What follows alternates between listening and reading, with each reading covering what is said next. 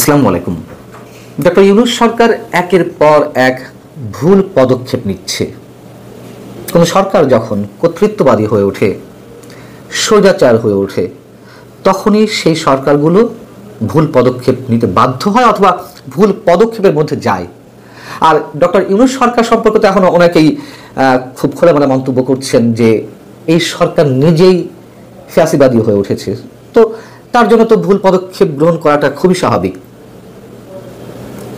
এই কথিত অন্তর্বর্তী সরকার তো নিজেই একটি পক্ষ, যে রাজনৈতিক দলগুলো এই মুহূর্তে তাদের দলীয় কর্মকাণ্ড পরিচালনা করছেন, রাজনীতি করছেন উন্মুক্ত অবস্থায়, তাদের প্রতিপক্ষ হয়ে উঠেছে।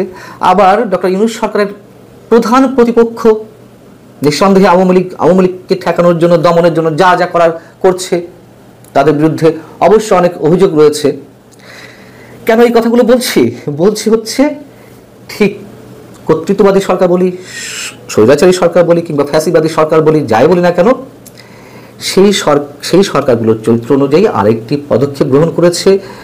গণমাধ্যমগুলোর উদ্দেশ্যে তারা একটি বিবৃতি দিয়েছে। কি বিবৃতি?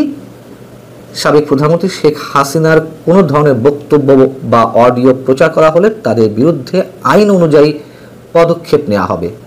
কি বলছে বিবৃতিতে? গণমাধ্যমকে ক্ষমতাচ্যুত প্রধানমন্ত্রী শেখ হাসিনার অডিও সম্প্রচার বা প্রচার থেকে বিরত থাকার জন্য কঠোরভাবে সতর্ক করছে অন্তর্বর্তী সরকার, এবং জানানো হয়েছে যে এই ধরনের কার্যকলাপ সন্ত্রাস বিরোধী আইন 2009-এর আওতায় গুরুতর লঙ্ঘন। আচ্ছা, বলুন তো একটু, যে এই যে নির্দেশনাটি হতে পারে আইনের মধ্য থেকেই তারা এই নির্দেশনাটি দিয়েছে, কিন্তু এই যে অবাধ তথ্য প্রবাহে, মানে আমি বলছি না যে সরকার যে অবাধ তথ্য প্রবাহের সুযোগ সৃষ্টি করেছে, গ্লোবালি এই ইনফরমেশন টেকনোলজির যুগে কোনো ধরনের টেকনোলজি রিলেভেন্ট এই ধরনের বক্তব্য প্রচার বন্ধ করা যায়?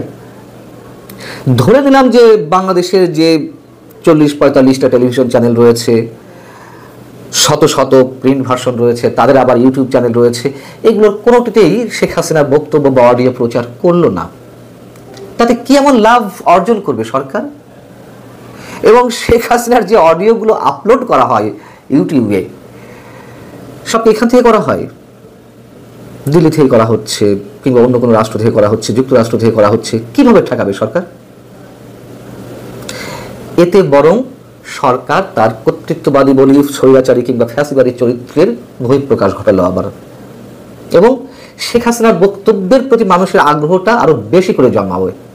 যেহেতু টেলিভিশন চ্যানেলগুলো প্রচার করবে না, বা পত্রিকাগুলোর বা এই টেলিভিশন চ্যানেলগুলোর যে ইউটিউব চ্যানেলগুলো রয়েছে সেগুলোতে প্রচার হবে না, মানুষ খুঁজে নেবে অন্য অন্য জায়গা থেকে, দেখে শেখ হাসিনা কি বললো আজকে, সেখানে হিট করবে বেশি এবং প্রচারও বেশি হবে।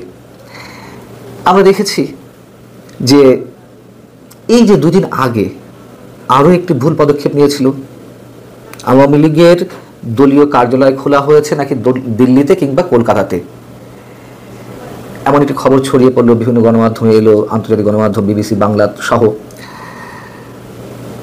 তো ভারত সরকারের প্রতি আমাদের পররাষ্ট্র মন্ত্রণালয় বিবৃতি দিয়ে জানালো যে ভারতের মাটি ব্যবহার করে আওয়ামী লীগ সেখানে দলীয় কার্যালয় খুলে তারা সন্ত্রাসবাদী তৎপরতা চালাচ্ছে বাংলাদেশে। এবং ওই বিবৃতি দেওয়ার সঙ্গে সঙ্গে আমি মন্তব্য করেছিলাম যে সরকার একটি হাস্যকর এবং নিজের জন্য বিব্রতকর একটি সিদ্ধান্ত নিয়েছে এই বিবৃতিটি দেওয়ার মাধ্যমে, এবং বলেছিলাম যে ভারত কি আনসার করবে, ঠিক তাই বলেছে। ভারত অস্বীকার করলো যে না, আমাদের মাটি ব্যবহার করে কেউ এই ধরনের কার্যক্রম পরিচালনা করছে না, এবং বলেছিলাম যে দলীয় কার্যালয়ের কি কোনো সাইনবোর্ড সেখানে আছে যেটিকে প্রমাণ হিসেবে ধরে পররাষ্ট্র মন্ত্রণালয় এই বিবৃতি দিল, এবং ভারত কি বলবে এক্ষেত্রেও সেটি আমি বলেছিলাম, এবং তাই বলল। তো যে বিবৃতিটি মানে শুক্রবার দেওয়া হলো শেখ হাসিনার অডিও বা বক্তব্য প্রসঙ্গে, সেখানে কি বলা হচ্ছে? ফৌজদারি অপরাধে দণ্ডিত এবং গণহত্যা ও মানবতা বিরোধী অপরাধে অভিযুক্ত পলাতক আসামি শেখ হাসিনার অডিও প্রচার করা আইনত নিষিদ্ধ। আইনত নিষিদ্ধ বা আদালত করেছে কিনা হয়তো আইন এটি পারমিট করে, কিন্তু এই আইনের দোহাই তো শেখ হাসিনার সরকার বা আওয়ামী লীগ সরকারও আমাদের সামনে উপস্থাপন করেছিল বিএনপির ভারপ্রাপ্ত চেয়ারপারসন তারেক রহমানের ক্ষেত্রে। তারেক রহমানের বক্তব্য প্রচারে নিষেধাজ্ঞা জারি করা হলো, লাভ কি হয়েছে? তারেক রহমান তো সেখানে বসে রীতিমতো বিএনপির যে দলীয় বৈঠকগুলো তাতে ভিডিও কনফারেন্সের মাধ্যমে যুক্ত হচ্ছিলেন, তিনি দলীয় নির্দেশনা দিয়ে যাচ্ছিলেন। কি হয়েছে তাতে? এতটুকু কোনো ধরনের সমস্যা কি বিএনপির হয়েছে বা তারেক রহমানের হয়েছিল? হয়নি তো। এবং তারেক রহমানের বক্তব্য প্রচারের কারণে কোনো কোনো গণমাধ্যমের মালিককে আবার কারাগারে যেতে হলো, যদিও তখনও এই আইনটি হয়ে পারেনি, নির্দেশনাটি দিয়ে পারেনি সরকার, তারপরেও ঘটনাটি ঘটেছিল। এমনকি যারা বিদেশ থেকে হেট স্পিচ ছড়ানোর মাধ্যমে দেশকে অস্থিতিশীল করছে, হাতে গোনা 2-3 জন পলাতক টোকাই ইউটিউবার, তারা নানানভাবে জঙ্গিবাদকে উৎসাহিত করছে, নির্বাচন যাতে না হয় সেই চেষ্টা করছে, এই বাংলাদেশকে মৌলবাদী সাম্প্রদায়িক রাষ্ট্রে পরিণত করার জন্য তারা প্রকাশ্যে চেষ্টা করছে। এই ইউটিউবের মাধ্যমেই তো বন্ধ করে গেছে। হ্যাঁ, ইউটিউবের কাছে অনুরোধ জানিয়ে বা আবেদন করে যথাযথ যুক্তি উপস্থাপন করে যদি ইউটিউবে বন্ধ করে দিত, তাহলে সারা বিশ্বের সংশ্লিষ্ট ব্যক্তি বা শেখ হাসিনা বলি যাই বলি না কেন তাদের বিরুদ্ধে বন্ধ করা যেত। কিন্তু ইউটিউব তো সেটি করবে না, খুব সহজে করবে না। যে বিবৃতিটি সরকারের পক্ষ থেকে দেওয়া হয়েছে সেখানে আবার মনে করিয়ে দেওয়া হচ্ছে এর আগে গত বছরের ডিসেম্বরে আন্তর্জাতিক অপরাধ ট্রাইব্যুনাল সাবেক এই স্বৈরাচারের ঘৃণামূলক বক্তব্য সম্প্রচার নিষিদ্ধ করেছিল। আদালতের নির্দেশনা নিয়ে আমি কিছু বলতে চাই না, তবে শেখ হাসিনা সরকারের সময় আদালতগুলোকে তো ক্যাঙ্গারু কোর্ট বলা হতো, তাই না? কেন বলা হতো? ফরমায়েশি রায় দিত কোনো বিচারক, তো সেই ফরমায়েশি রায় বা ফরমায়েশি যেই নির্দেশনাগুলো দেওয়া হতো শেখ হাসিনা সরকারের সময় ক্ষেত্র বিশেষ, সেগুলো কি একেবারে এখন বন্ধ হয়ে গেছে? শুধু এই প্রশ্নটি করলাম। তো বলা হচ্ছে যে ভবিষ্যতে যদি কেউ শেখ হাসিনার বক্তব্য প্রকাশ করে তাহলে তাৎক্ষণিক আইনি ব্যবস্থা নেওয়া হবে। এবং একই সঙ্গে বলা হচ্ছে প্রধান উপদেষ্টা অধ্যাপক মোহাম্মদ ইউনূসের নেতৃত্বে অন্তর্বর্তী সরকার ন্যায় বিচার, জবাবদিহি ও গণতান্ত্রিক অখণ্ডতার উপরে ভিত্তি করে বাংলাদেশকে ভবিষ্যতের দিকে পরিচালনা করছে এবং সত্যিকার অর্থে একটি অবাধ সুষ্ঠু নির্বাচনের জন্য প্রস্তুতি নিচ্ছে। এই কথাগুলোর সঙ্গে বিন্দু মাত্র আমি একমত পোষণ করি না, করার সুযোগ নেই কোনো।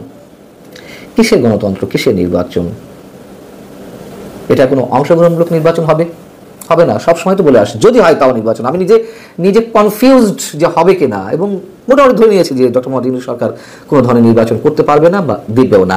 যাই হোক, ধরে নিলাম যে নির্বাচন হলো, কিন্তু সেই নির্বাচন কতটা প্রশ্নাতীত হবে? আওয়ামী লীগ তো এখনো পর্যন্ত নিষিদ্ধ হয়নি, তাই না? রাজনৈতিক কার্যক্রম নিষিদ্ধ হয়েছে, তারপরেও তাদেরকে কোনো ধরনের কার্যক্রম করতে বাধা দেওয়া হোক, সেটিও ভালো কথা। কিন্তু আওয়ামী লীগ করতো, ওই ব্যক্তি আওয়ামী লীগের সঙ্গে সংশ্লিষ্ট ছিল, তাকে ধরেই তো প্যাদানি দেওয়া হচ্ছে, প্যাদানি দিয়ে কারাগারে ঢুকানো হচ্ছে। এবং আওয়ামী লীগ সম্পর্কে এক এক সময় এক এক কথা বলা হয়েছে। ডক্টর মোহাম্মদ ইউনূস সাহেব তিনি নিজেই এক এক সময় এক এক ধরনের মন্তব্য করেছেন গণমাধ্যমে, বিভিন্ন সাক্ষাৎকারে। বিবিসি একটি ইন্টারভিউ করেছিল, যখন বলা হলো যে তাহলে কি আওয়ামী লীগ নির্বাচনে অংশ নিতে পারবে, তখন তিনি বললেন এটি নির্বাচন কমিশন দেখবে। আবার তিনি বললেন এটা রাজনৈতিক দলগুলো সিদ্ধান্ত নেবেন। একই ইন্টারভিউয়ে হরেক ধরনের মন্তব্য। আবার কখনো কখনো তিনি চুপ ছিলেন। অথবা এই যে বিষয়গুলো সব কিছু একেবারে জগা খিচুড়ি পাকিয়ে ফেলছে ডক্টর ইউনূস সরকার, আমাদের আশঙ্কা হয় যে সত্যিই এই সরকারের পতনের সময়টি ত্বরান্বিত হচ্ছে কিনা, এবং যে সিদ্ধান্ত নিয়েছে একেবারে নিজের জন্য, সরকারের নিজের জন্য একটা ভুল সিদ্ধান্ত। একেবারে স্পষ্টভাবে তার ফ্যাসিবাদী চরিত্র, কর্তৃত্ববাদী মনোভাবের বহিঃপ্রকাশ ঘটছে গণমাধ্যমের প্রতি এই ধরনের নির্দেশনা দিয়ে।